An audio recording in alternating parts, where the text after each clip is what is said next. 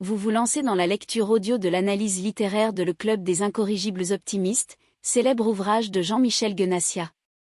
Au fil de cette lecture, vous découvrirez dans un premier temps une brève mise en contexte de l'œuvre et son auteur. Ensuite, un résumé de l'ouvrage vous sera exposé, suivi d'une analyse des personnages et des points clés du roman. Une fois ces différents points abordés, il ne nous restera plus qu'à conclure cette écoute par quelques questions qui pourront alimenter encore davantage votre réflexion. L'auteur. De nationalité française, Jean-Michel Guenassia exerce la profession d'avocat pendant 6 ans avant de se consacrer à l'écriture. Il entre dans le milieu en rédigeant des scénarios pour la télévision et une pièce de théâtre qui lui permettent de vivre de sa plume. S'il publie en 1986 un roman policier, Pour 100 millions, c'est sa deuxième œuvre, Le Club des Incorrigibles Optimistes, édité en 2009 par Albin Michel, qui le sort de l'anonymat. Présenté comme le premier roman d'un inconnu de 59 ans, Busnelef, le roman russe de Jean-Michel Guenassia, In l'Express, septembre 2009, ce livre marque le début de sa carrière littéraire, qui se poursuit avec un second best-seller, La vie rêvée d'Ernest Auger. L'œuvre.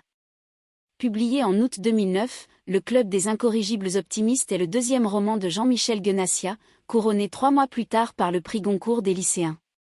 Dans celui-ci, l'auteur nous livre une fresque des années 60 à travers le regard d'un jeune garçon, Michel. En découvrant par hasard un club d'échecs peuplé d'incorrigibles optimistes, le héros fait la connaissance d'hommes qui ont fui les pays de l'Est pour échapper à la mort. À travers leurs témoignages, il découvre la guerre froide 1947 à 1989 et le communisme. Parallèlement, il est confronté à l'arrivée du rock'n'roll ainsi qu'à la guerre d'Algérie 1954 à 1962, au travers des drames qui touchent sa propre famille. Résumé. Baby-fou et échec. Le jour de son 12e anniversaire en 1959, Michel reçoit de son père un appareil photo.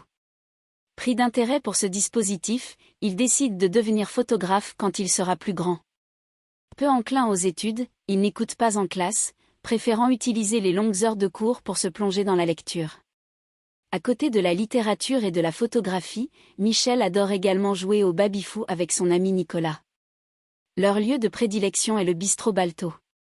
Profitant de sa grande taille qui le vieillit, il traîne régulièrement avec les amis de son grand frère Franck. Il sympathise notamment avec Pierre qui l'invitait à sa fête de départ avant son départ pour l'Algérie. Bien que ses parents refusent, Michel fait le mur pour s'y rendre. Durant la soirée, il rencontre Cécile, la sœur de l'hôte et petite amie de son frère. S'il parle peu avec elle ce soir-là, il la reverra plus tard et s'entendra rapidement bien avec elle grâce à des points communs qu'ils partagent, notamment leur goût pour la lecture et leur aversion pour les mathématiques. Durant la fête, Pierre le prend à part et lui confie sa collection de disques de rock'n'roll pour qu'il en prenne soin durant son absence. En rentrant chez lui, Michel tombe malheureusement sur sa mère qui l'attendait dans la cuisine, prête à le punir. Entre deux parties de baby-fou, Michel s'interroge sur ce qui se trouve de l'autre côté d'une porte du Balto cachée derrière un rideau de velours. Un jour, sa curiosité l'emportant, il écarte les draperies et se retrouve face à un panneau annonçant sobrement « Club des Incorrigibles Optimistes ». Derrière celui-ci, l'adolescent découvre un club d'échecs comptant parmi ses joueurs des célébrités littéraires françaises telles que Jean-Paul Sartre, 1905 à 1980, et Joseph Kessel, 1898 à 1979.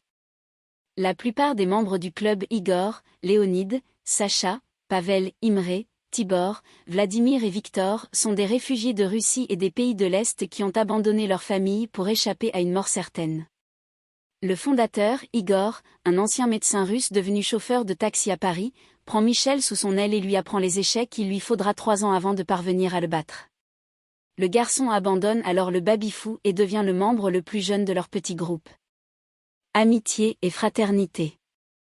En parallèle, Michel passe de plus en plus de temps avec Cécile qui se met à le considérer comme son petit frère, sentiment qu'il partage s'il est peut-être un peu amoureux d'elle, ce n'est jamais explicité clairement.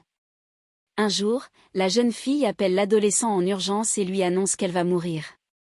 Celui-ci se précipite chez elle et la trouve inconsciente.